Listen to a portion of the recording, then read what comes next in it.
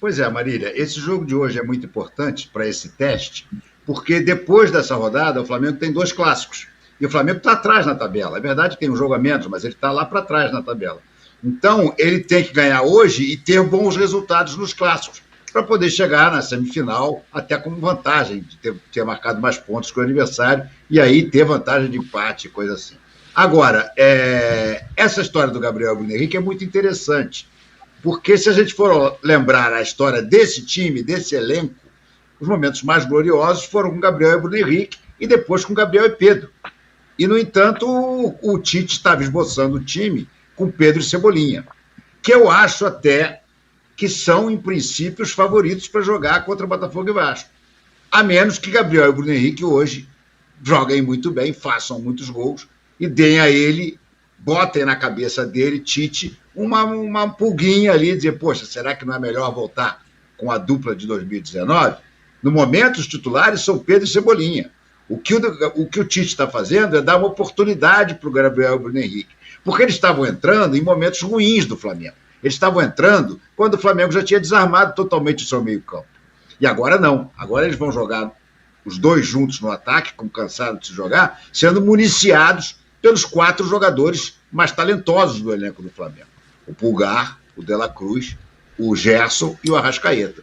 Então é muito interessante esse jogo, eu estou muito curioso. E eu espero que o Tite dê a eles 90, pelo menos 90, não, quer poupar um pouquinho, 60 minutos pelo menos com o time titular, para que a gente possa ver se isso aí vai dar liga ou não. Caso eles não façam atuações espetaculares, a tendência é que nos clássicos, novamente, a gente volte a ter Cebolinha e Pedro. Ainda que Cebolinha não tenha vindo bem no último jogo, e o Pedro também está meio apagado, mas está fazendo os seus golzinhos lá, o que é a função dele. Então vai ser um jogo bastante interessante e é um jogo importante para o Flamengo poder encostar de novo lá na turma lá da frente, porque, se não me engano, ele hoje em dia está em 7º lugar. Agora, triste é que isso aconteça no mesmo momento em que está se vivendo aquela vergonha, né, dos vídeos que surgiram e que mostram que o Marcos Braz mentiu de forma descarada na entrevista coletiva que ele deu na sede do Flamengo. Entendeu? E que ninguém contestou na época porque não tinha prova. Agora nós temos prova. A tal história de que ele foi ofendido e ameaçado de morte com a filha do lado, os vídeos mostram que não foi nada disso. Que todas as vezes em que ele teve conversas, né, com torcedores, primeiro com uma dupla, que depois vai embora, e depois com o Leandro, que acaba sendo espancado, a filha não estava. Então, todas as cascatas que ele contou caíram por terra. E o que é pior, o Flamengo não fala nada. Quer dizer, o presidente Rodolfo Landim aparece para dar entrevista na despedida do Fabinho Soldado. Aí ele aparece, vai lá, o Fabinho Soldado, um grande colaborador, um trabalho espetacular, queremos que ele tenha sucesso no Corinthians, patati patatá. Aparece um vídeo como esse e o presidente, que tinha a obrigação de aparecer para dar a sua opinião, a sua visão sobre a história, ele simplesmente já disse através de assessores que não vai comentar o assunto. Ou seja, tem um fato dessa gravidade, vamos assim dizer, mostrada uma mentira que o vice-presidente de futebol do Flamengo fez nas dependências, usando as dependências do Flamengo, o espancamento de um torcedor e nada acontece. Marcos Braz tinha que ser exonerado sumariamente. Ah, mas o torcedor foi lá e falou no momento de folga dele que ele estava fazendo compra. Ok, o torcedor não estava certo, mas nada justifica a brutalidade, a covardia que aconteceu depois. E mais, né? Vamos combinar, gente?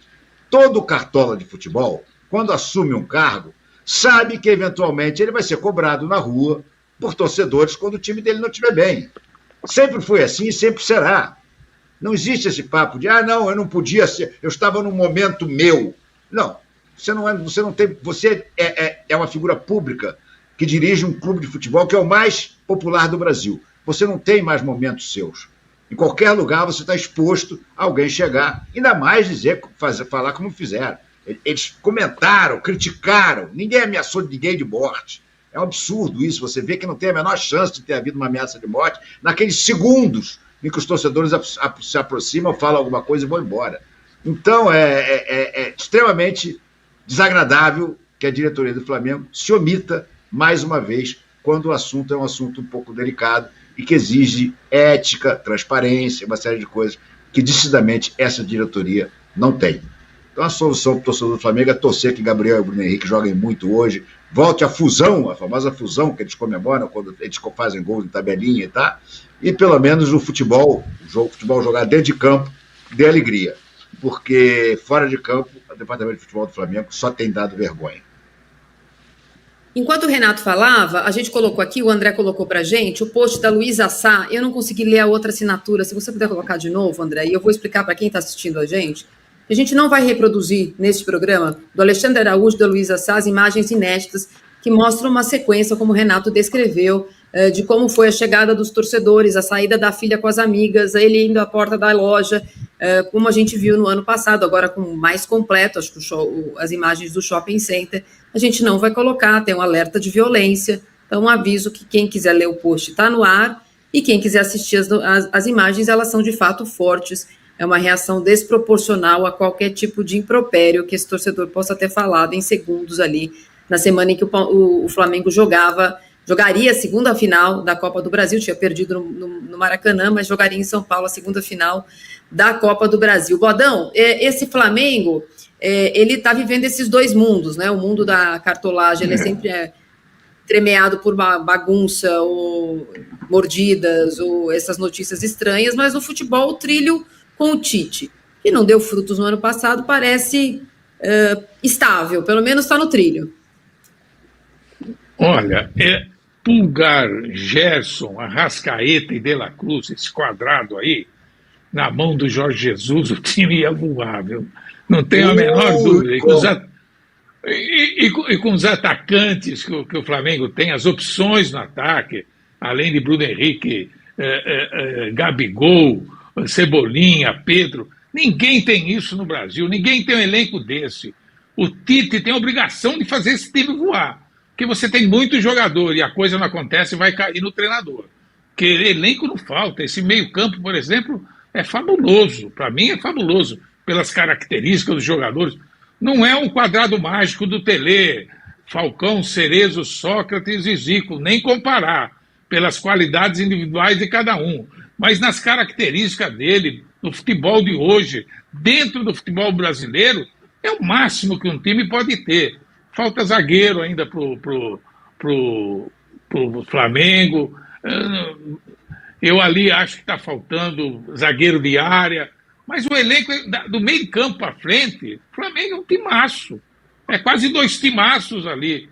Então está na mão do Tite. O Tite tem obrigação. É complicado, ele tem que fazer esse time jogar muito. Como o Jorge Jesus fez o time jogar. Como fez o time jogar, como há muito tempo eu não vi um time brasileiro jogar. A expectativa é grande. Vou passar a ver de novo todos os jogos do Flamengo, para ver se isso acontece. Ô Danilo, o Bodão falou sobre zaga, e daqui a pouco em Bragança Paulista saiu a escalação do Palmeiras, a gente vai colocar. Eu queria, na verdade, falar do Léo Ortiz, né, que é esse objeto de desejo do Flamengo, cujas negociações têm se arrastado, esquenta, esfria.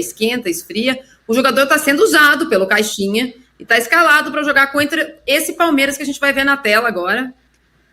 Um Palmeiras totalmente reserva, né? Tirando o Aníbal, que a gente não sabe ainda se ele vai ser reserva ou titular nesse time novo, mas é um time todo reserva, Danilo. É, um time que, assim, dá para ter uma variação no 3-5-2, mas eu acredito que vai ser no 4-3-3 mesmo. Imagino que é Lomba, Garcia, Luan, Naves e Vanderlan. Aí Aníbal, Fabinho, John, Luiz Guilherme, Caio Paulista como ala e Breno Lopes. Eu imagino que seja esse o time. Lembrando, os destaques aqui que eles nem têm jogadores que nem para o banco foram. O Everton, Gustavo Gomes, Mike, Piquerez, Rafael Veiga, Zé Rafael e Rony. Nem no banco eles estão. Então, de fato, é um time assim, bem com todo mundo poupado, e os principais jogadores nem no banco estão. Das opções ali que o Abel vai poder usar, dos mais famosos, digamos assim, é o Marcos Rocha e o Richard Rios, Gabriel Menino e o Flaco Lopes. Tem os 4. E tem o Murilo também, que são os caras mais titulares, que já jogaram mais, que podem aparecer aí. Do resto, eles nem pro banco foram. E aí tem o Estevão no banco, tem o Luigi, que é um atacante promissor da base também, mas uma chance, estou curioso para saber como vai jogar esse time, até porque não tem muito tempo para treinar. Você falou do Léo Ortiz também, o Léo Ortiz vai jogar como capitão do Bragantino. O Léo Ortiz, o Bragantino que deve jogar com 3 zagueiros, com o Luan Cândido, né, como um dos zagueiros, Sacha e Vitinho lá na frente, Elinho também. Então é um time forte, é um time, um baita de um desafio para esses jovens, esses reservas do Palmeiras. Um bom teste para a gente ver o Aníbal também, jogando com jogadores que ele não está tão acostumado. E o Léo Ortiz, ou Marília, eu acho que seria assim, um excelente reforço para qualquer time. Para o Flamengo, então, que eu acho que o Flamengo precisa de um bom zagueiro já faz um tempo. Eu já estou com o Renato, faz muito tempo que eu estou fazendo live aqui. Ele é prova do tanto que eu falo que se eu tivesse no Flamengo, eu investiria num zagueiro faz um bom tempo.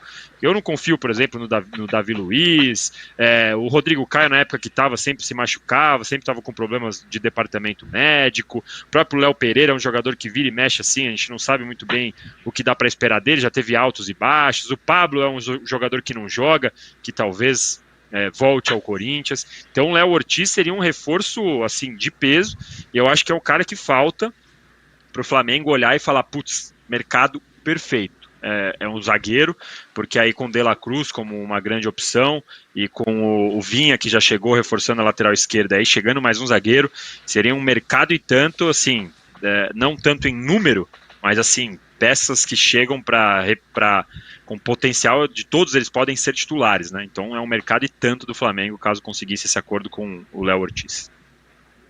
Bom, você não está pedindo muitos likes, eu não estou achando o seu chegamos em 800 já, então, quase 1000, hein? Vamos dar like para a nossa live. Você falou do Flamengo e do Léo Ortiz, e ontem, likes. A nossa enquete, por favor, vote também, segue, o Renato cravou, 60-40, vai aumentando o número de votos e essa margem do Palmeiras segue. Quem deveria estar nesse jogo, senhores e senhoras que nos assistem? Minha mãe não sai. Hoje ela vai assistir todos os programas de esporte em looping. Era o Botafogo, né? Que liderou 897 rodadas do Campeonato Brasileiro, tinha 915 pontos a mais que o segundo colocado, e que começou o campeonato estadual se preparando para a pré-Libertadores, que se aproxima, uma hora chega. Parece que está longe, vai acabar janeiro já.